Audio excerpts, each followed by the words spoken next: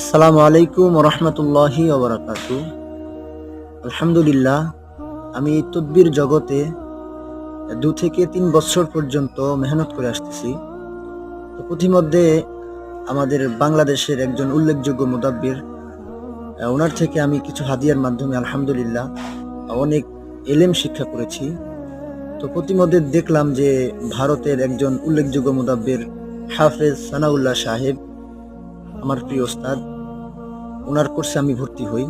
আলহামদুলিল্লাহ, ওনার কাছ থেকে এত মোজাররব, এত গুরুত্বপূর্ণ তদবির আমি পেয়েছি, আমরা যারা মুদাব্বির রয়েছি আমাদের জন্য খুবই জরুরি।